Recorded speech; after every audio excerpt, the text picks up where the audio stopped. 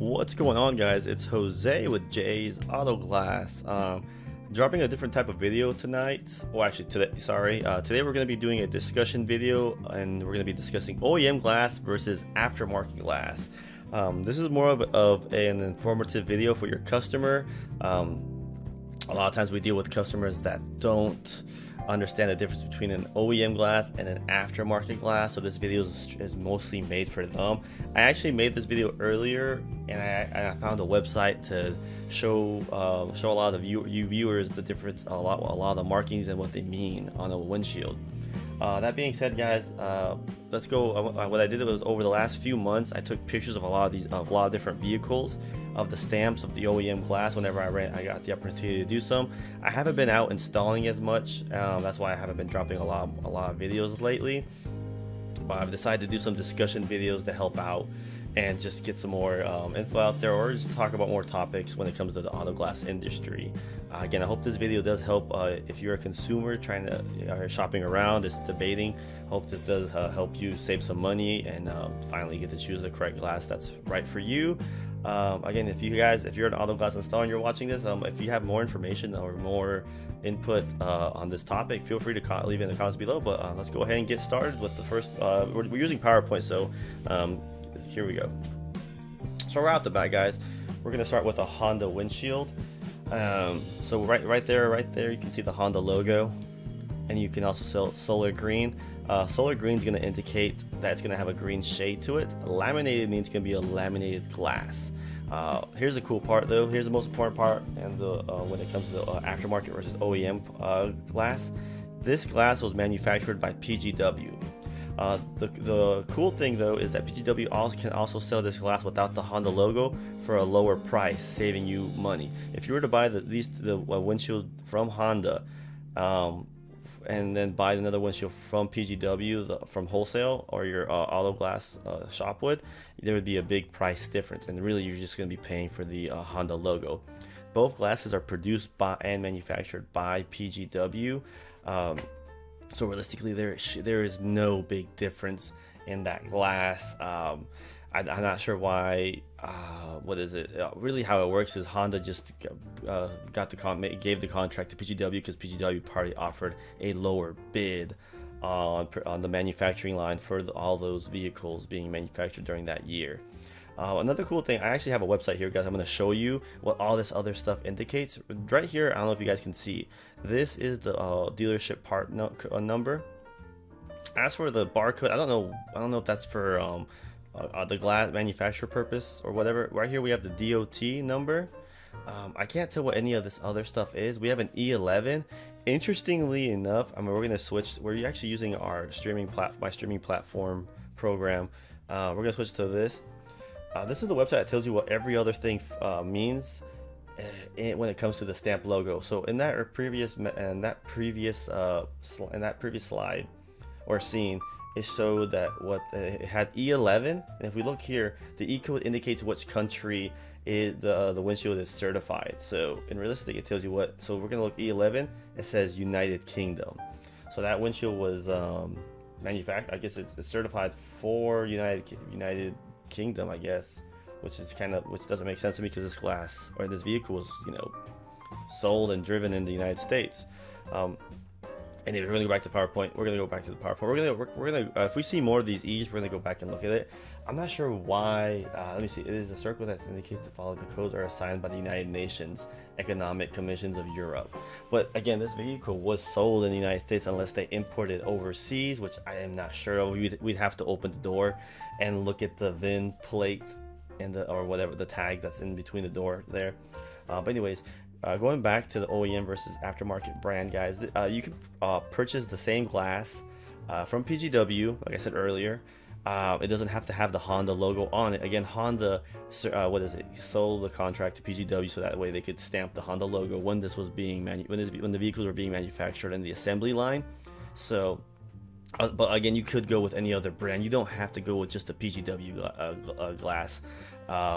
As well, guys. Again, I'm not trying to push that you have to go with the same brand that's in the vehicle already. Realistically, any other brand will work and should work All glass has to meet DOT standard. Each one will have a different DOT number though, okay? Just debating, or just depending on what I don't know what DOT standard you're using for that glass. Most of the time, guys, actually I won't really order a lot of PGW. I have an account with PGW. I do use them. If I could go into percentage wise of what glasses I use probably a lot more Fuyo and Pilkington than I do PGW.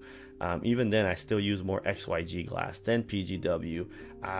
PGW is a good glass. I'm not gonna say anything bad about it, but I've had some manufacturing defects from PGW more than I've had from any other glass, a Pilkington, a Fuyo, or an XYG windshield. Again, we're talking about strictly windshields in this video. Let's go ahead and go to the next slide. Oh, and here, guys, we're gonna have a Toyota glass that, and it's a lot more clear in this picture, so I'm happy about that. And this glass was manufactured by PGW, so PGW got the contract from Toyota when it was being assembled, so they were able to put the logo on all the glasses they were doing in the assembly line. I'm pretty sure that's how it works. It's probably a big bid war between all the auto glass manufacturers, and whoever wins, whoever gives the best price, I guess the car manufacturer will go with them for that particular glass. A lot of times, if you do a walk around your vehicle, you'll notice that the stamps on all the auto glass, they might actually be different brands. I've run into I forget which vehicle it was, but we had 4 different brands of glass, and we had a different windshield, different door glass, a different quarter glass, and a different back glass. It just kind of blew my mind there. But the funny thing is, if you guys look, we have the DOT 904 in the previous slide. I know it's hard to tell, but you can actually see a 904 there in this slide. So again, we got the solar green, we have the laminated, there's a 50 and a 28. We have an AS1. If we're gonna go back and look at the website here, AS1, let's see what the AS stands for. I might be scrolling too fast. It might not. The AS number is the American standard. So typically that just means the American standard. Is it required? Yeah, in the US you are going to need an AS standard. It is going to have the AS standard. It also tells you on how clear the glass is. So AS1 is the clearest, at least 70% of light transmission. We still have the solar green, but it's going to be a little different. So it's going to be it's not going to be completely clear. You're going to have a little bit of a green tint to it. Going back, I don't know if you guys want me to do this for every video, every slide, but I do not mind. It just says the number 28 on there. I'm not sure what the number code. There's a 28 code. I guess it could be a month, or I have no idea. Other codes, UVS. So unfortunately, this website doesn't list exactly what that number is. Here's the M number. The M number is the model of the piece of glass by the manufacturer. I guess this goes by the thickness and the color as well. And it also states that different numbers could be used on different parts as well. All right, we're gonna go. Again, you guys could go, when it comes to Toyota, I don't always go with a PGW. Most of the time when I install a Toyota glass, I will either go with a Pilkington or a Fuyo. Again, guys, there's not you don't have to go and get a Toyota logo glass. If you want that peace of mind, you can have your glass shop order you a PGW glass, and hopefully they do have they have them in stock, and they do they do have it in stock, and it's in good shape and condition and everything. If your shop is unable to get them due to the shortage of glass, a different brand will not hurt. Again, don't just watch this video and think that you have to go with the brand that's listed on the original stamp. Again, sometimes there is actually other. Don't put your auto glass shop in a situation where they have to try and get that one for you, because sometimes they'll have too much trouble going out. And again, it depends on how your urgency is. Sometimes you can get a PGW and it might take you a few days, or you might not be able to get one at all. So just keep that in mind. Here is a really interesting one we have, guys, and here's that E, so that's the European symbol. We have a Fuyo glass, and the weird thing is, most of the time when I do installs for vehicles, I don't typically see Fuyo being the original glass. So I find that kind of surprising that I would see that in this one. Most of the time, Fuyo does a lot aftermarket, not original, but I did see a Fuyo being used for the original glass on General Motors on the new Chevy 1500s, because they did change their body styles in 2019. Let's go back to the website. It says here E2. So if we go back to the website, we're gonna see an E2. Let's go look at the E2. E2 means France. So as you guys can see, we got the France here, which I'm not sure if this vehicle was manufactured in France or what it means. Is used for cars, and I guess indicates that it's certified. The windshield, it was certified in France. So I'm not sure if the windshield was certified, it was made in France and certified there, or what. The triple C is something I actually just discovered too. Let's see, what does the triple C stand for? I might come back to it, and after I look it up. This website doesn't indicate what the C means, just the E. I can look for it in a second, guys, if you guys give me a minute. But going back to it, going back to the Volkswagen. Volkswagen, I mostly see Saint-Gobain windshields. I see them mostly on the Passats and on the Jettas. So very weirdly, I saw very weird to see a Fuyo glass in a Volkswagen. I like Fuyos. Again, I use most of the time. I do use Fuyo. I will push for a Fuyo. If a customer asks me what particular or what brand of glass I will be using, I'll actually go ahead and just ask them, is there a particular glass you would like me to use? And if they're not sure, they'll usually, most of the time I'll stump them with that question. They'll ask me with, oh well, is it gonna? I mean, I'm just asking if it's gonna be like a Chinese glass or anything. A lot of these glasses are manufactured in China. Fuyo is one of those companies, but again, I like Fuyo, so I'm not gonna hate on them. With that being said, we'll come back to see what CC means in a second. Here's another weird one. Subaru, and we have a Carlex. Carlex, most of the time you're gonna find this brand of glass in Nissans. You don't particularly see Carlex glass in a Subaru. Well, I mean, maybe you do, but I almost never see a Carlex Subaru glass, or maybe I've never really paid attention to it. Carlex can be kind of hard to cut out at times for us glass technicians. If you're a glass technician, you know what I'm talking about. There's certain brands, you look at the windshield and you're just like, oh. For example, if you deal with like a domestic windshield 1549 or 1341, a lot of time those glasses can be really hard to cold knife. So just different techniques that you're using for the windshield replacement. It just really depends. Brand can come into play when it comes into that. What is it? We got the DOT number there again. AS1's gonna, if we jump back into the AS number, we're gonna switch screens. We got the AS is the standard, so it's gonna be 70% light transmission in there. Again, guys, if you guys are trying to look for something, a different AS number, it's gonna be very hard to look for an AS number. I'm just informing you of what these other what this whole stamp means.